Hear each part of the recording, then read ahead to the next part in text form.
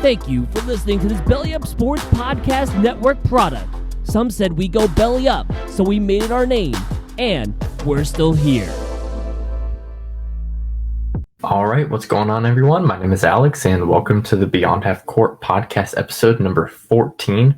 Before we get started, wherever you're watching this, either on YouTube or on Spotify, Apple Podcasts, and Spreaker, you'll find somewhere either in the comments or the description of the episode of a Linktree link below. You can follow me on Twitter, TikTok, and you can also see my other YouTube channels that I have.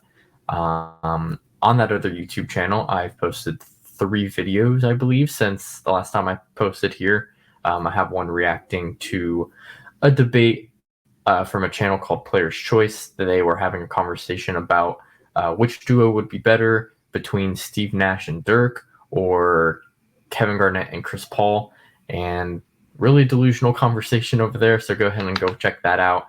I also did a Thanksgiving special where I talked about 5 things I was thankful for about the NBA.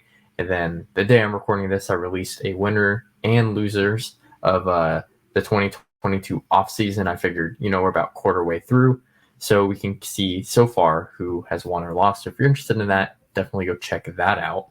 But with that out of the way, we're just going to get right into it. We're at like I said previously, we're at the quarter part of the NBA season. I think there's still technically like 2 or 3 more games until we get to that actual quarter of the season, but I still thought it would be a good time to do maybe some NBA midterms. We're going to go through all 30 NBA teams. We're going to start with the Western Conference and then do the Eastern Conference. And I have the tier maker, so we'll just go we'll just go right straight into it. And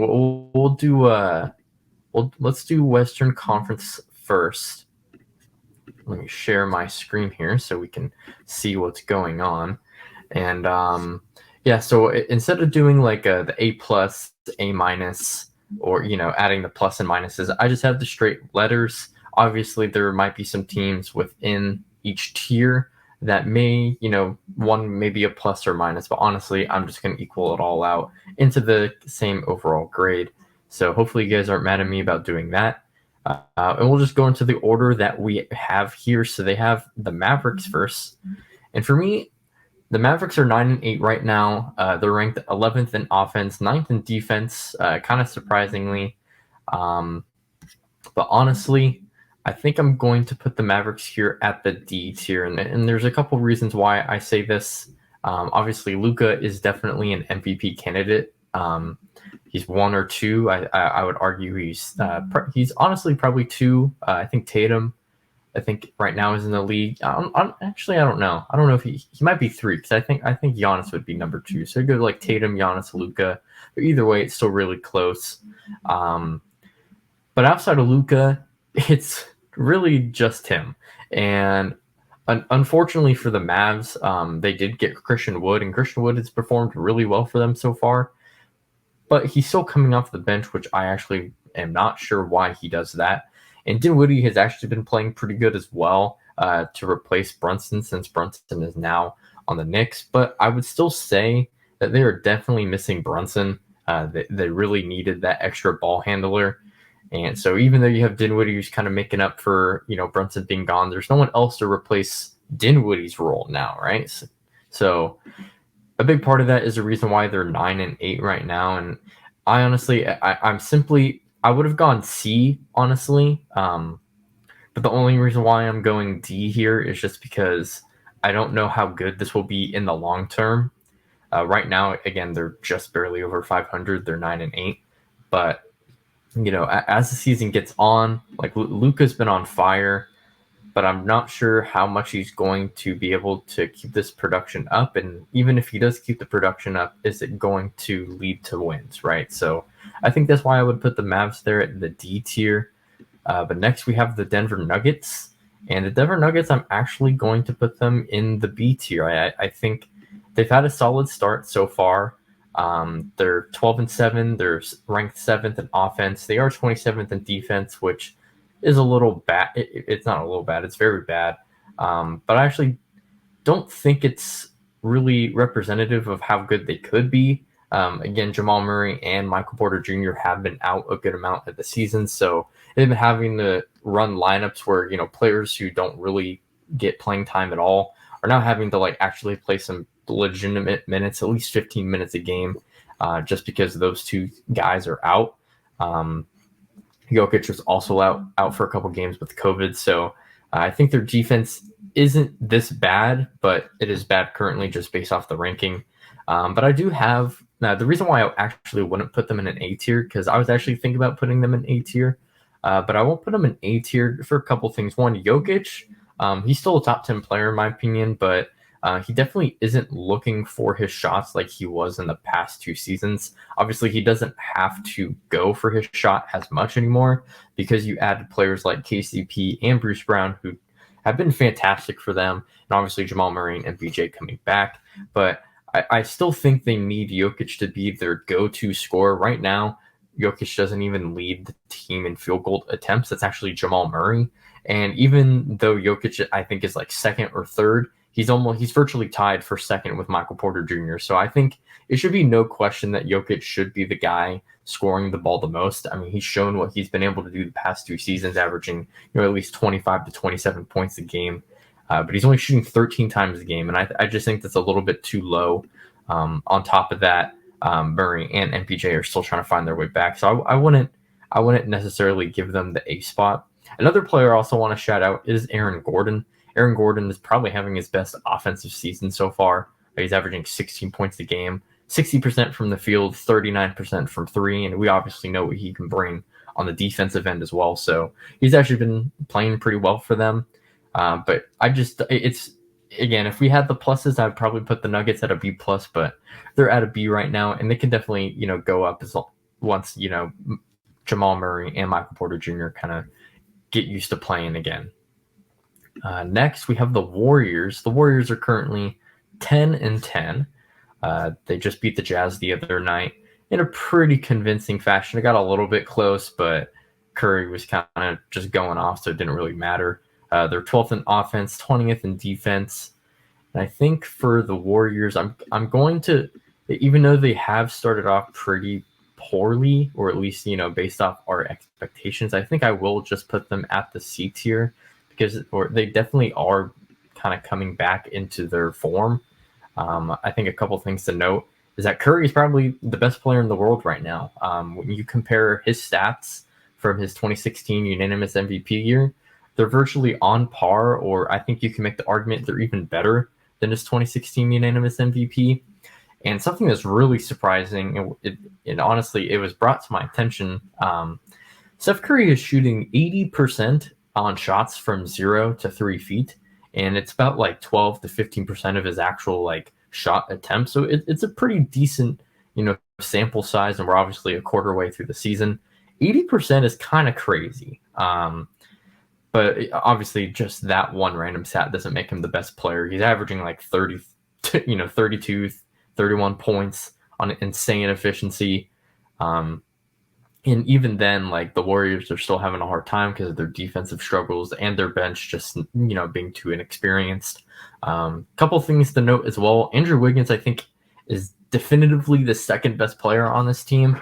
It really should be Draymond Green, but Draymond, again, is having a little bit of a slow start. He isn't as aggressive as I think most people would want him, at least Warriors fans. And, players like Clay and Jordan Poole, they're struggling a little bit, at least compared to their old self. Jordan Poole last year was really good. He's kind of fallen off a little bit. But yeah, I would put him at C, obviously. I would actually understand if someone maybe wanted to put them in the D tier because of, the expectations that we had for them. But I just think without like the past like 3 to 5 games that they've been playing, I think that's kind of bumped them up. And I think, especially their defensive problems, I think those can definitely be solved later on. And I think they're just getting better and better. So I'm not going to punish them so much on that. I think their depth is really their biggest problem. And I think the guys who are kind of struggling are just going to get better. So I feel good putting them at C. It didn't feel right putting them at the D tier because I do think that they had just a better situation around Curry compared to like Luka and the Mavericks. So that's why I put the Warriors are at the C tier. Next we have the Rockets, and I'm actually going to put the Rockets at the D tier as well with the Mavericks. is actually considering them, putting them to the F tier. But when you really think about like what the Rockets are trying to do, they're trying to lose games. So I'm not going to say that they're failing as a team, even though they kind of are. But that's what they're trying to do. So in that case, like they're doing what they set out to do. And plus, like that's kind of like expectation. We didn't think the Rockets were going to be that good, right? A couple things to note with the Rockets: they're 4-14 right now, 25th on offense, 28th on defense. Jalen Green, Kevin Porter Jr., and Sengun have actually been really good for them. Jabari Smith, number 2 or 3 pick. I forget. Was he 2 or 3? Was he? No, he was 3 because Chet Holmgren was 2. Yeah. So Jabari Smith, 3rd pick overall. Kind of had a slow start. The biggest thing with him was that, he wasn't going to be able to create a lot on his own. He would definitely need to rely on playmaking of the team. And that's something that the Rockets, I don't think, necessarily have a lot of. I think Kevin Porter Jr. isn't. He's a good playmaker, but obviously not the greatest. And then outside of him, you don't really have a lot of other people that I think can playmake at maybe an average level. So it's kind of hard for Jabari Smith to get started, but past 3 or 5 games, he's definitely improved a lot as a shooter. So that's definitely, good for the Rockets. But yeah, they're trying to lose. They had Sengun sit out the other night. I actually don't even think he was injured. I think it was just like they're trying to be careful sort of thing. So it's obvious that they're trying to lose. So I think the D spot is definitely good for them. And then the next thing we got the Los Angeles Clippers, and I think this is going to be another D tier, I believe, right? Yeah, I have them at the D tier here. Just a really rough start overall. Right now, they're still 11-9, which is good, but they're 27th in offense. They are really good on the defensive end. I think a lot of that has to do with Zubac. Zubac has been absolutely amazing. I would not be surprised if he is, at least right now, I think you can consider him as an all defensive team player. It'd be a debate between like him and Brook Lopez right now. I think for that first team, they've both been playing at an absolute high level on that side of the floor. And obviously it's not Paul George, and there's a lot of defensive pieces on that team. But the offense is really bad. And I think a big part of that, you definitely miss Kawhi. Kawhi has been a big problem this season, in and out of the lineup, missing long stretches of games due to, just being uncomfortable out there on the floor. And even when Kawhi is on the floor, he's not playing a lot. He's only playing about 20 minutes a game, and he's coming off the bench. So it's just a mess over there. I think definitely, the expectation was for the Clippers to be one of the best teams. And, we were coming into the season with them supposed to be one of the best teams, right? So you would think with them being healthy, they'd be able to come in and they start winning. And that just really hasn't been the case. So that's why I put them at the D tier. But I think they can definitely get better as long as Kawhi is healthy, of course. Next, we have the Los Angeles Lakers. And I think I'm also going to put them in the D tier. Obviously, we know all the Lakers struggles so far. They're 6-11 right now. One of the worst offenses in the league. They're ranked 29th. They are improving on the defensive end. They started really bad on that side of the floor. If they actually kept that up, I actually think I would have put them in the F tier. But they have improved on the defensive end. And I think that has to do with Anthony Davis, who at this point, he's definitively the best player on the Lakers. What he's been able to provide on the defensive end is actually insane, because as soon as he gets off the floor, the Lakers just can't guard anything. They have quote unquote defensive players, but it's honestly just, they're so fake, especially Patrick Beverley. Patrick Beverley overall has been very bad for the Lakers, especially on the offensive end. He cannot knock down any threes, and the threes are open. They're going to let Patrick Beverley shoot, and he is just not making them. And I think that affects his impact on the defensive end. Even if you think he is a good defender, if he's not knocking down his shots, he shouldn't be on the floor. You can't just be a one-dimensional guy. You cannot just play one side of the floor. You will get played off. And I think Patrick Beverley at some point may end up not even getting any minutes, and you'd have to go lean on guys like Dennis Schroeder, who can provide a little bit more on the offensive end. Obviously not as good of a defender, but he's definitely no slouch, right? Dennis Schroeder is one of those kind of like pesky defenders like Beverley, but not on the same level, obviously, right? AD, what he's been able to do on the defensive side of the floor is crazy. He's only missed one game so far, I believe, 1 or 2. And on the offensive end, he's averaging like 26 points, 12 rebounds.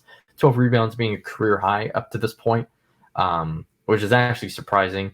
But they need everything that Anthony Davis is providing them.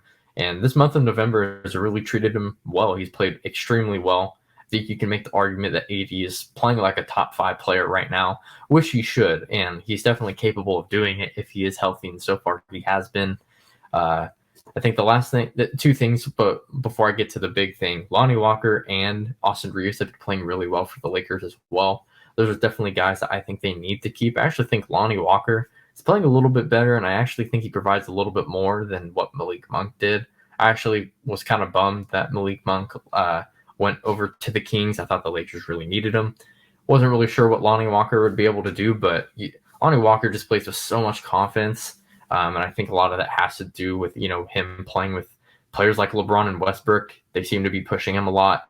And I think that's something that he needs, and he's been able to capitalize on. The last thing I want to say about the Lakers, though, is that LeBron just does not look the same at all. I don't know if it's because of some sort of nagging injury. He has missed, 5 consecutive games with something with his groin, I believe, and he just has not looked good at all. And even when you look at his stats overall, you can look at, like 24 points, like, 24 points is nice. But when you think about, especially in those early games when the Lakers were getting blown out, like LeBron is still on the court when the game is virtually decided already. So, in a way you can say LeBron is kind of stat padding in the minutes that actually matter when the Lakers technically still have a chance, be in the game. LeBron isn't really playing that well. A lot of it is on the defensive end, but he's also just not making his jump shots at all. And then just yesterday, he finally came back, and he had like 9 turnovers in the game. So LeBron is not the same at all.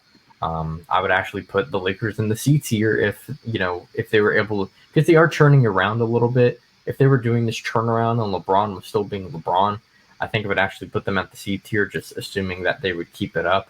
But with LeBron not being at his best, and I think you can actually make the argument that he is not even a top 20 player in the NBA right now, I think the Lakers are definitely just in that D tier. Just a lot going wrong for them, and not really too sure what else they can do to fix it other than trade. And then even that trade, I don't know how much that will help them as well. Next up, we have the Grizzlies. And for me, I have the Grizzlies at the B tier. So big thing for the Grizzlies right now is injury health. So right now, Desmond Bane is out with a toe injury, and then Jaren Jackson Jr. is just coming back. He's only played 4 games.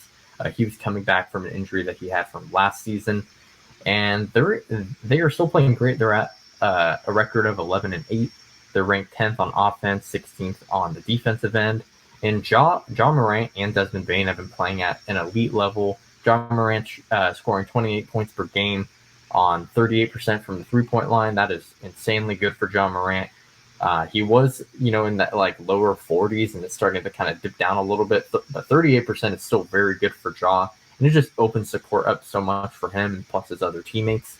And Desmond Bane as well. Desmond Bane, very surprisingly, scoring 25 points per game, and he's shooting 45% from 3 on 8.5 attempts per game.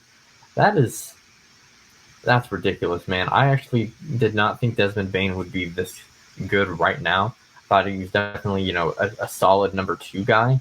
But 25 points per game is kind of crazy. Kind of Klay Thompson-esque in a way. Obviously, Curry is different from, like, Steph. But, like, with what Desmond Bane is able to provide for his team with defense and also three-point shooting and a little bit of self-creation and a little bit of playmaking as well, I think Desmond Bane has improved a little bit on that side as well. He's definitely giving me some Klay Thompson vibes, just, kind of a smaller, more muscular sort of version of Klay Thompson. On top of that, JJJ, again, like I said before, is back, and he's playing great on defensive end. He's in only 4 games, small sample size, of course, but he's averaging 4 blocks a game, and his scoring seems to be a lot better. He's not settling for a lot of three-point shots. He's using more of his height and his strength and going into the post. That was kind of apparent when he was playing the Kings the other night. He's definitely looking for shots more in the post, a lot of hook shots. I like that for Jaren Jackson Jr. I think sometimes his three-point shot is a little bit wonky, so I feel like if you just fall into that too much, it will definitely, knock down how well you will be on the offensive end. So using his strength, I think, is definitely a good thing. The role players as well for this Grizzlies team has just been great, especially with these injuries happening. Aldama has been really good. Not to Conchar. Conchar, yeah, Conchar has been really good. I was thinking of Kankar on the Nuggets, but Conchar, um, he's been playing really good for them. And I think the last thing I'll say about them is I think Dylan Brooks does not belong on this team anymore. He's averaging 17 points per game, but his efficiency is just so bad. His shot selection is so bad. There's one game where he scored 31 points on 30 shot attempts, and that's crazy, bro. I don't know how you can do that. I think Dylan Brooks honestly just kind of takes away from what other people can do on the court. Takes shots away, of course, from John Morant and Desmond Bane. But I honestly think that, if you could trade Dylan Brooks for even more, talent, I think that's something that the Grizzlies could definitely take advantage of. They're really good at just having like solid players on the court, being able to, fill in their role. No one really doing anything extra, but sometimes like Aldama will have these crazy games where like he just won't miss from three. And that's not even him like playing outside of his role. It's just him being ready, being consistent. And, I think that's definitely better for the Grizzlies than Dylan Brooks, who is an absolute wild card of a player. So I think honestly, it's kind of time for Dylan Brooks to move on. Maybe find somewhere else. I'm not really sure where he would end up going, especially a place that would fit where, he's kind of a shot checker. So it's like, where is he going to go to where he's not taking away shots from other people, but he's still, getting a good amount of shots? I'm not sure. But we'll move on. And we're going to look at the Minnesota Timberwolves here, who are 10-9, ranked 19th on the offensive end, 10th in defense, which you can see the Rudy Gobert effect on that side of the floor. But despite that, I'm still going to put them in the D tier. And the reason why I say this is the fit between Cat and Gobert is just overall bad. Cat's natural position is the 4, but he just looks lost. He's not able to guard any of the fast forwards like he's used to doing, because obviously he plays the center, so he's used to kind of, playing in the drop. But he just looks lost on the defensive end, not really sure where he needs to go on certain coverages. And I think a lot of that has to do with Gobert joining and, Cat obviously having to push forward into that 4 spot. But even, on the offensive end, Cat has improved as a playmaker, which I think is definitely needed, because you're going to need to be able to, take advantage of the court shrinking a little bit. So you need more playmaking so you can kind of battle that. But even despite that, the court is still very, stuck together in the paint. And I think it makes it harder for players like Anthony Edwards to score. He's still scoring 22 points per game on pretty good efficiency, Anthony Edwards is. But you can definitely tell that the shots are harder. It's not that he's not able to make them. It's just like you want things to be as easy as possible. It just seems like it's a little bit harder, especially compared to last season.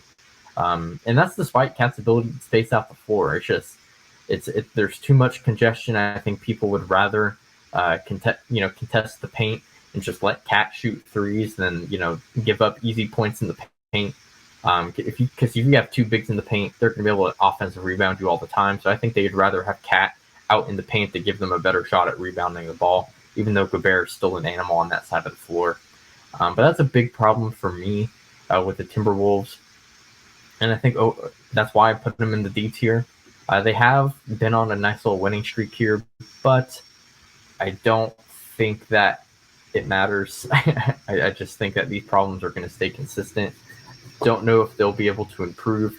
That's why I have the Warriors in the C tier. Like the problems that they have, I think they can improve, because just based off history, like the defense, like they've historically have been a good defensive team, and I think they have the defensive pieces to be a good defensive team, but they just haven't been it yet. So I think that can change. But when you think about just like the fit with Cat and Gobert, especially in today's league, I just don't know how well that's going to work. It's not working out right now.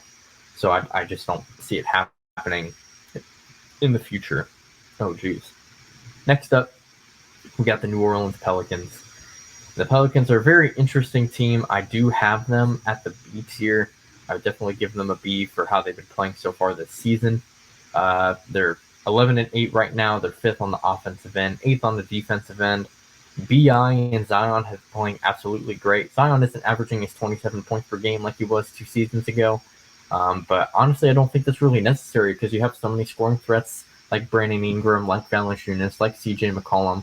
I don't think Zion has to really take over like that. That's not obviously didn't have CJ when Zion was, health the last time he was healthy. So Zion had to score that many points, but Zion still averaging 22 points is really good.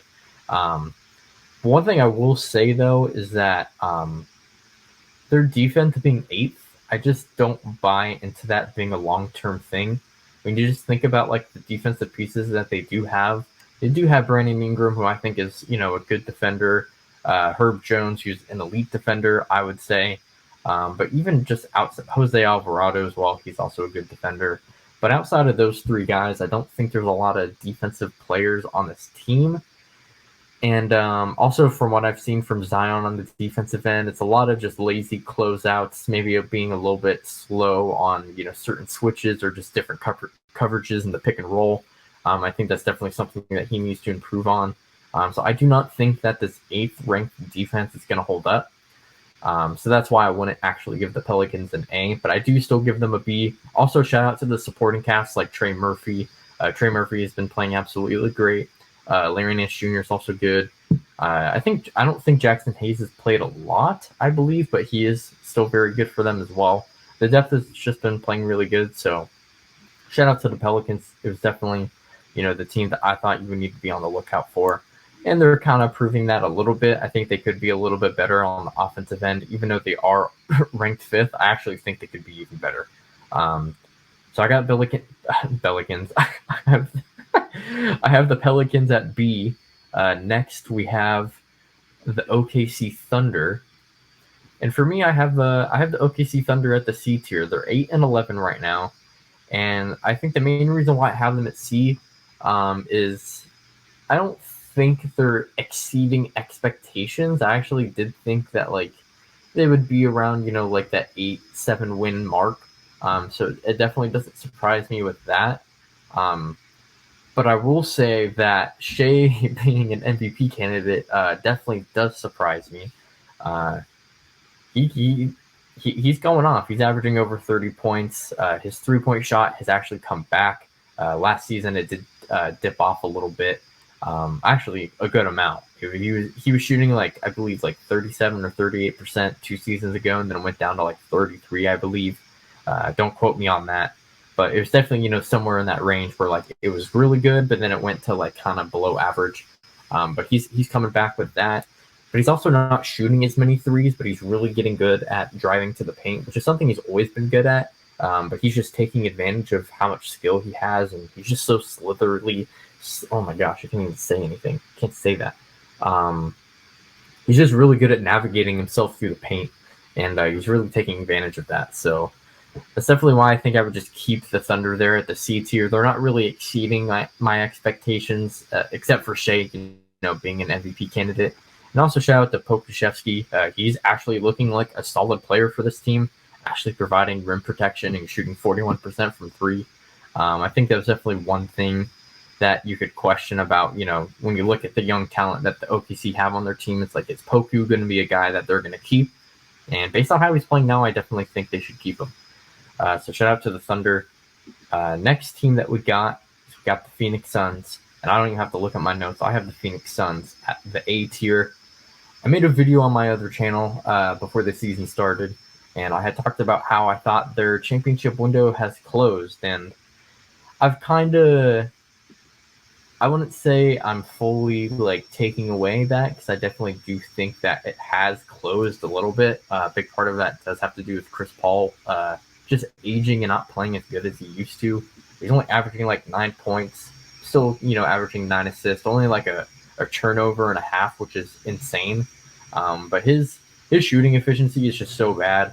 He's at 36% from the field, 27% from 3.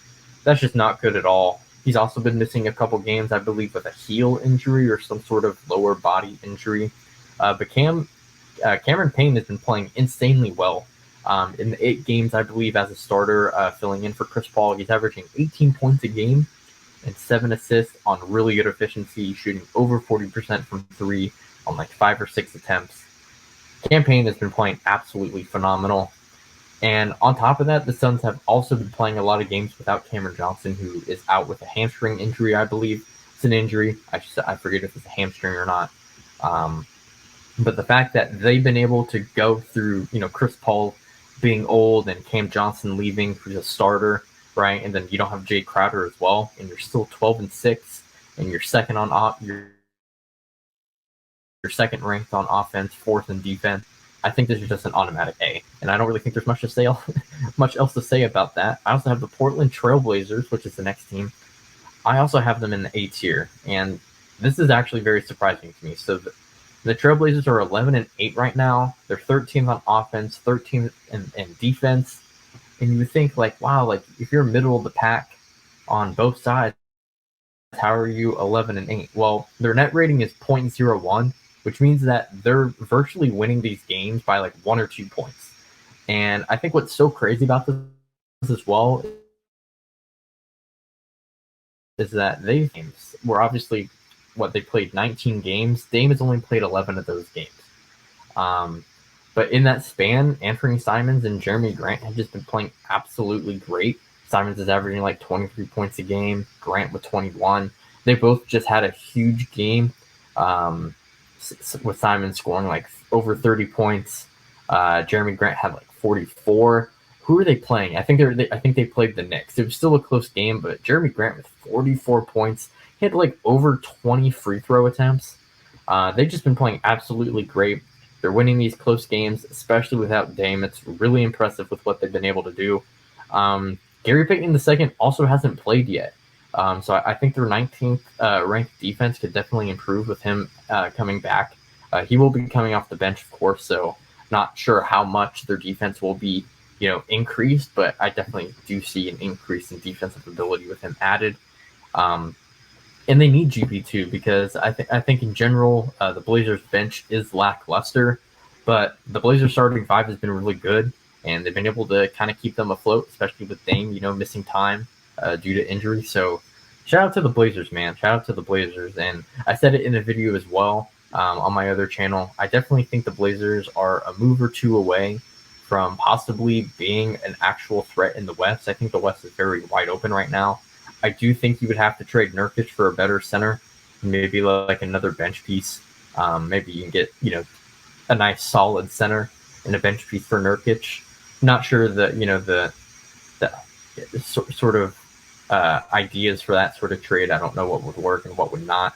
But I definitely think that they are getting close to possibly being an actual threat, just based off how like Jeremy Grant and Simons have been playing. They've been playing great.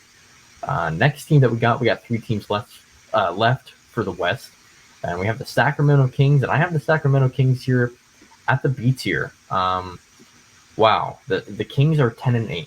I can't tell you I was expecting this. I really can't.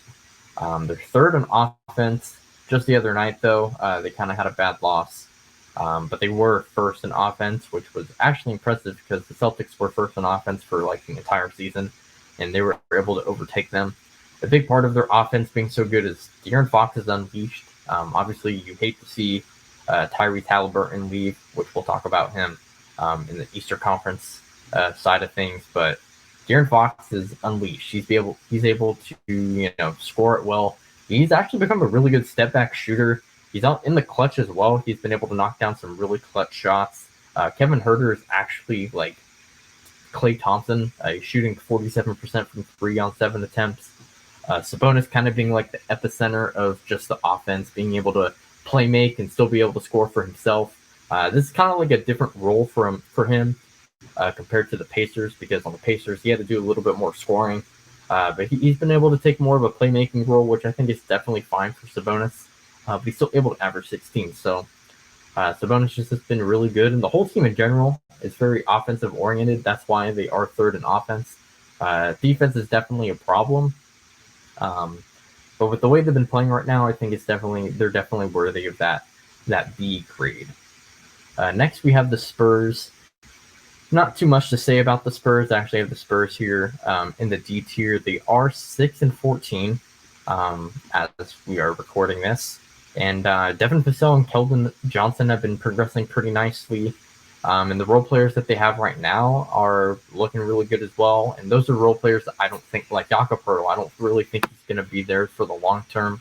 I just think he's too old for the timeline of things. So with those guys playing good, you can end up trading him for some good assets. Obviously, the Spurs are trying to rebuild, so you would love that to happen. So the losing is great. So Spurs get the D tier, and this one is also pretty self-explanatory as well. We have the Jazz. I have the Jazz at the A tier. They have definitely, even though you compare the talent that they have, they are not an A caliber team, I guess. But with how well they've been able to, exceed their expectations, it's pretty well documented at this point. So I don't really need to go into it. But they are definitely the A tier. They are definitely they're getting an A for their first midterm. Now, an interesting perspective that you could have as well, the Jazz are supposed to be losing games, so because they are exceeding expectations, they should actually be in the F tier because they shouldn't be in the A tier, right? Because they should be losing. But yeah, I still put them in A tier. So these are my grades for the Western Conference. So let me know what y'all think down below. Do you guys agree with where I have some teams? Do you think any belong in the F tier? I was considering maybe the Rockets or maybe the Spurs just because those guys are actually trying to lose, but I don't think they're failing in terms of not being able to win games. But I think ultimately this is what they want to do. This should have been expected. So just based off their expectations, I don't think they deserve that F spot. We will have some Fs in the Eastern Conference, so we'll get into that right now. But again, let me know what you guys think about the rankings that I have now. Whew. This is fun. We'll definitely do this at the halfway point as well. I'm not sure. It is actually something I was thinking about. I don't know how much these lists will fluctuate unless the Celtics fall off a cliff, right? Obviously, that can definitely happen, but not too sure it will. And there are some teams that I think, like the Jazz, they could definitely fall off, and you just don't know what may happen. So we'll just have to wait and see. But I'm definitely considering making another midterm sort of grading for these teams. But now we'll get into the Eastern Conference, and we'll start again. We'll start from the top. They got the Brooklyn Nets first, and I'm gonna go through this one really quick. They're in the D tier. I think a lot of people expected the Nets to be at least okay as a team, but with everything that's been going on with Kevin Durant, with these crazy quotes about telling us to look at the starting lineup. Obviously, you have the whole Kyrie situation. Ben Simmons being there, not really looking too great. He is turning it around a little bit, but just overall, the Nets are just not good at all. Currently, in terms of their record, they are 9-11. They're 14th on the offensive end, 20th on defense, and things have looked a little bit better for them, but they're still bad. So I got them at the D tier. Next one is the Celtics. I don't think I really need to go into this one really all that much either. I have them in the A tier. I think a lot of people were expecting them to fall off, especially with Robert Williams not, being here for a majority of the at least the beginning part of the season, and then them missing out on Ime Udoka. But it honestly doesn't matter. They have the best offense, I believe, in the league, right? I gotta check my notes. Where's my notes? Yes, they are first in offense and 17th in defense. Tatum looks like a legit MVP candidate. Brown is just getting better. Malcolm Brogdon is a legitimate Sixth Man of the Year candidate. Derek White as well, shooting 43% from three. That's something that they absolutely need out of him. I think at times in the playoffs last year, he's kind of not getting, played off the court because he is a great defensive player, but there's definitely times where it's he's not making his threes. This kind of sucks. This is making the offense a little bit predictable in terms of the Warriors, the double team, right? Tatum and Derek White's open in the corner, right? So then he would have to either shoot it or try to figure something else out.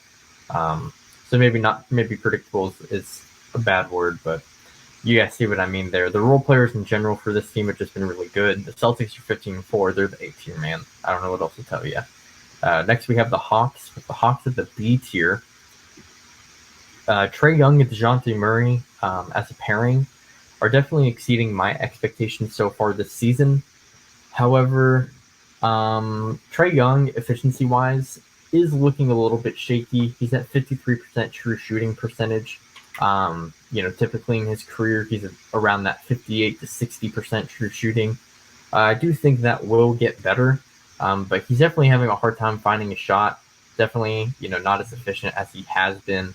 But just as players for Trae Young and DeJounte Murray, those guys are still putting up kind of similar numbers like they were separate, which I didn't think was going to be able to happen. So shout out to them.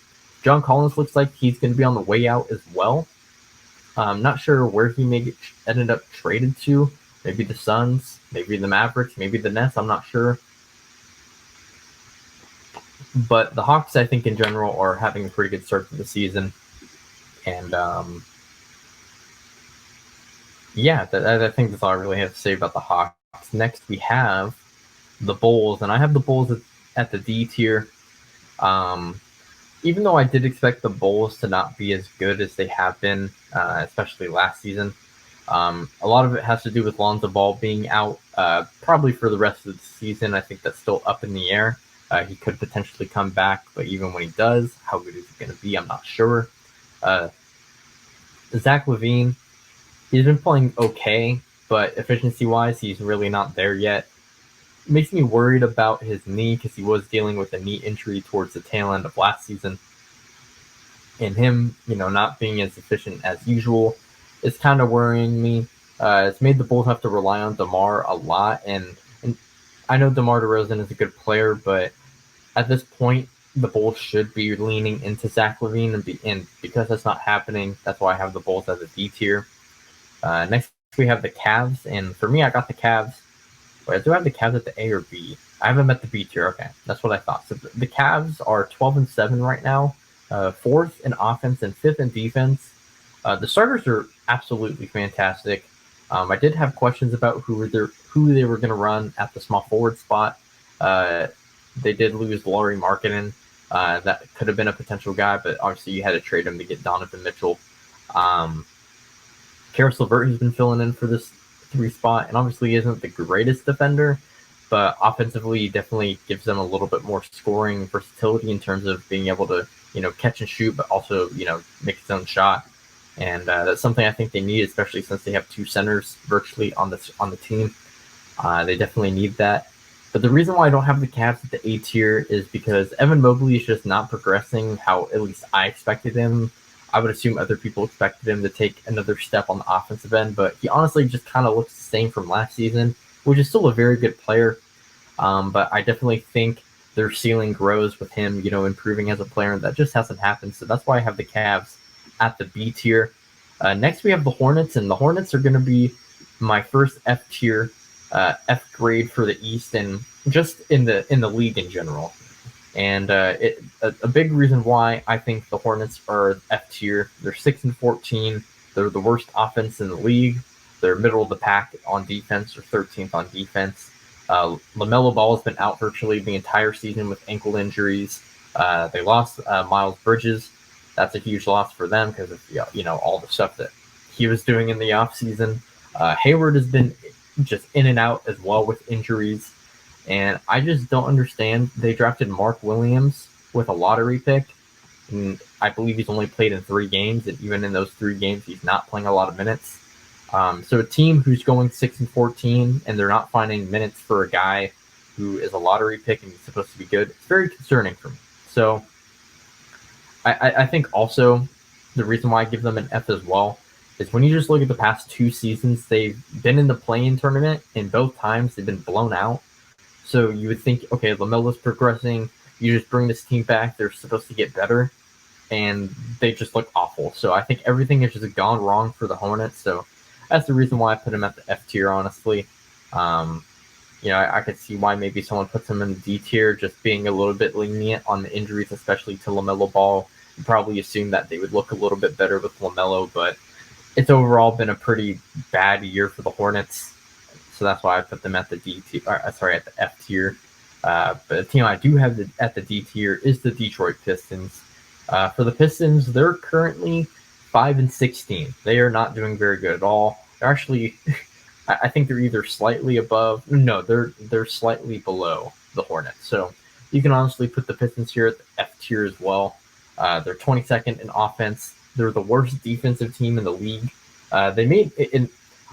Honestly, I'm actually thinking of putting them in F tier, but no, I'm not going to do that. So the reason why I was thinking about putting them in the F tier was because I believe that they made moves so that they could not compete for a championship, obviously, but like to, obviously do better than they did last season. They did get Bojan Bogdanovic. They also got Nerlens Noel and Alec Burks. I think those are two very good bench players. I thought those guys were actually going to be, good for them, and they have been. They've been pretty good. But again, they're 5-16. Cade is also injured, and I think he's out indefinitely. He could possibly get surgery to the point where he doesn't even come back for the season. But the only reason why, I think all those reasons are why they could be in the F tier, but the only reason why they're in the D tier is because I think Jaden Ivey was just a good pick for them. He's averaging 16 points a game. Obviously, efficiency isn't there. I'm not too worried about that. He's a rookie. But just having at least one positive thing that's happened to you this season, I think that just puts you in the D tier. But I could definitely see the argument into, the Pistons being in the F tier. I wouldn't blame you in putting them there. Next up, we have the Indiana Pacers. And this might surprise a lot of you. It surprised me. But I think so far the Pacers deserve an A for how they've started. Right now, they are 11-7. They have the 8th best offense in the league, 18th on defense. And Tyrese Halliburton has been insanely good. He's a 20-11 guy. Like, oh my gosh, really great efficiency. I think Ben Mathurin is a Rookie of the Year and 6th Man of the Year candidate, which is actually crazy to think about. He's averaging 19 points a game off the bench on 44, 42, 80 splits. And this is finally the year that Miles Turner is breaking out. I swear for the past 4 or 5 years, we've been waiting for Miles Turner to break out and, be this like borderline all-star guy. And then these past few seasons, at least personally, I've given up on him. I just thought he was who he was. But he's finally breaking out. He's averaging 18 points a game, 46% from 3, 2.8 blocks a game, almost 3 blocks a game. I just think the Pacers deserve this A. I did not expect them to be coming out hot like this. I was not familiar with Ben Mathurin's game at all. He's been an absolute bucket for the Pacers, and he's a great complementary piece next to Halliburton, because Halliburton isn't like a go-to scorer, but Ben Mathurin just goes to score the bucket. So I think he's a great complementary piece next to Halliburton. So I think the Pacers just deserve this A spot. I really do. Next up, we got the Heat. For me, the Heat, I think I just got to put them in the D tier, man. The Heat are just not starting off the season very well. They're 9-11. They do have the 11th ranked best defense in the league, which is good, but they are 23rd in offense. Couple problems with me in terms of why they're so bad on offense. Jimmy Butler, again, is just being very passive. The past 2 or 3 seasons, like Jimmy Butler seems like he kind of coasts. Just not being very aggressive in terms of, getting his own points, looking to get his teammates involved. But, there's not a lot of depth on this Heat team anymore. So that was able to slide like last season. Like he was able to do that because they had depth to score for, Jimmy's lack of, aggressiveness to get his own bucket. But because there isn't enough depth, like he needs to, be more aggressive on that side of the ball. Bam is still good, but obviously he can always be better. He's very talented and needs to be able to space the floor out a little bit more. He has taken a couple strides to get there, but still not, to the point where I think he could be. Tyler Hero has also been out with some ankle injuries, so that definitely hurts their offense as well. I think missing PJ Tucker is a big part as well.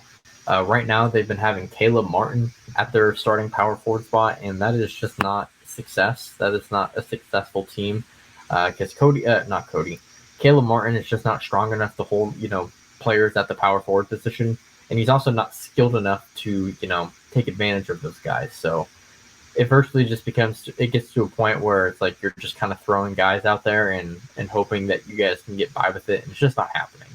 And again, the depth sucks on this team. It's not as good as it used to be. Dwayne Dedmon is not that guy as a backup center, but yet he still gets minutes. So I think the Heat definitely have a lot to work on. So I would put him in the D tier for sure. Next up, we have the Raptors. And the Raptors are a team that always surprise people, but currently right now I think they're in the D tier. I do not think they've started the season very well.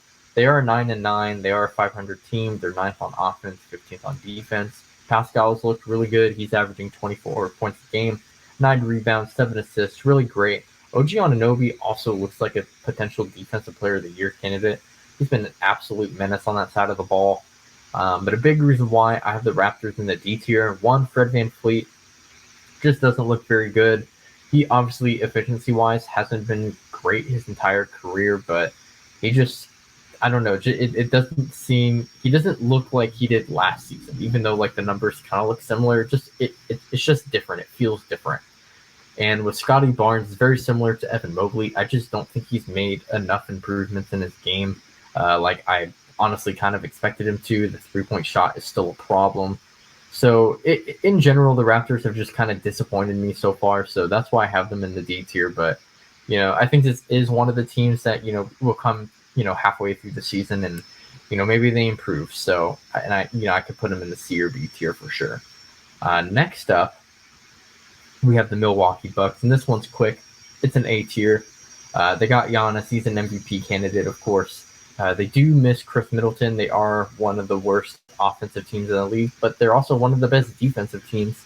Has to do with Drew Holiday, Giannis, and Brook Lopez. Brook Lopez has been an absolute beast on that side of the floor. And, just that big three in general, plus Bobby Portis, they've all played really well. And they've been able to, win some good games with their defense. And, when it comes to the fourth quarter, those four guys, come into the game and they're able to just close stuff out with that championship experience. So they deserve that A tier. They're currently 13-5. They're right behind the Celtics, who are 15-4. So I think they definitely deserve that A spot as well. Next up, I have the Knicks. And if I look back at my notes, I think this is... No, it's not. It is not. Okay, I only had one F tier. I actually thought I put Knicks in F. I have the Knicks in the D tier. The Knicks are the main reason why I have the Knicks at the D, giving them a D grade for the quarter of the season is that they made moves this offseason, in my opinion, to not be a middle of the pack team. They got Jalen Brunson. They had all this draft capital. They could have gotten Jalen Duren. They could have gotten, someone with that 11th pick, and they traded all those guys so that they can. They got, they obviously got draft capital back, but they traded those guys so that they could get cap space for Jalen Brunson, and they did get him, and Jalen Brunson has been playing really good. But they made these moves to not be mid, and they're still mid. So that's the biggest reason why I have them in the D tier. Also, RJ Barrett, again, is just putting up lackluster numbers. 20 points a game seems fine, but he's still very inefficient. It's just not good enough. It's just not good enough. I don't know what else to say about the Knicks. They're just not good. Next up, I have the Magic, and I believe I have the Magic at the C tier. Yes, I have the Magic at the C tier here. Now, you're probably wondering, why do I have, the Hornets are in the F tier, the Pistons are in the D tier. Like, the Magic have very similar win total to those teams. Why are they in the C tier? So the main reason why I have the Magic at the C tier, one, has to do with all their, young talent. They got Franz Wagner. They have Paulo. Wendell Carter has looked really good. Jalen Suggs has actually been a pretty good pull-up three-point shooter. He looks to be improving just very slightly from last season. Bol has been a great pickup for them. Just overall, that team is just great. I really love what they kind of are starting to build over there. My thing is that their record is bad, but when you look at a lot of the games that they lost, they're losing them by like single digits. They're very close games. Sometimes they go into OT. Sometimes they don't, but they're still very close games. So even though they are losing a lot of games, these games are very competitive, and they have great young talent. So honestly, even though the win total is not there, they're definitely exceeding my expectations. Obviously, I was expecting them to lose, but I didn't think they'd be competitive losers. So that's why I have them at the C tier. I hope you guys can understand that. We got two more teams here. I got the 76ers next. And for me, the 76ers are another C tier team. For me, with the Sixers, they started off really slow. They're 10-9 now. That they were under 500 for a little bit, but now they're finally over 500. They're 18th on the offensive end. They are the second best defense in the league, which is very good. Embiid is getting better. He had a slow start, but he's getting progressively better. I think he kind of low-key came into the season a little bit out of shape. Just very lazy on closeouts in the beginning, but he's starting to get like the one game where he had like 61 points or 50 something. Was it 50 or 60? I forget. But it was that one big game that he had. He had like 8 blocks, I believe, in that game, or like 7 blocks. That was the best defense I've ever seen Joel Embiid play in a very long time. He was gassed. So he's getting back into that shape. Harden and Maxey are out with injuries, so that definitely does suck. I think that's kind of why I only have them at the C tier. They're still winning games, though, without those guys. And Joel Embiid missed the game as well, and they still won the game with all their big 3 out. It was against the Nets. So, based off their early start, I actually think I would have put them in the D tier, but they're starting to pick it back up. So, kind of similar to, the Warriors with the Western Conference rankings.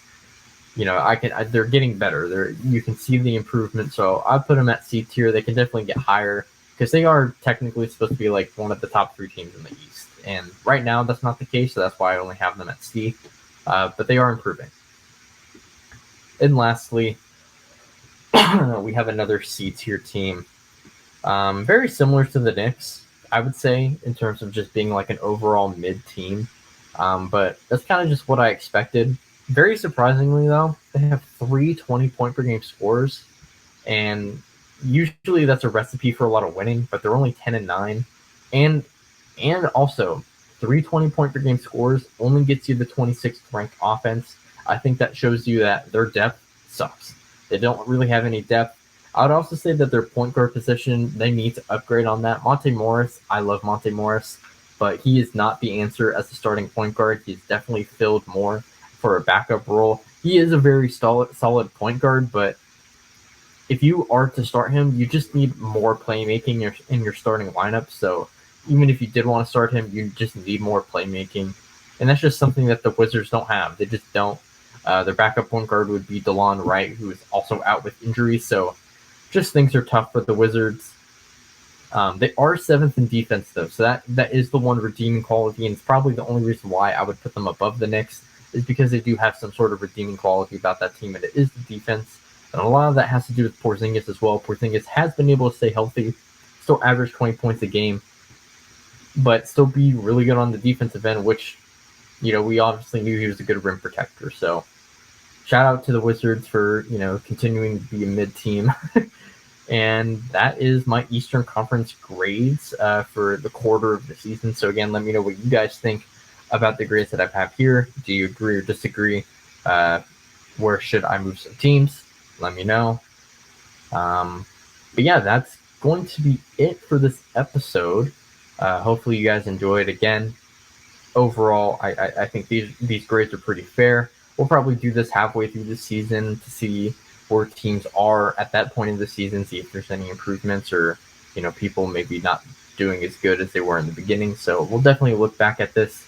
Again, somewhere on the screen, you'll probably see my Twitter handle. It's at BHCT23. You can follow me there on Twitter. I also have a TikTok. Just go to the Linktree link. You'll see everything that's related to me. But yeah, that's going to do it for this episode. Hopefully you guys enjoyed, and I'll see you guys on the next one. Peace out.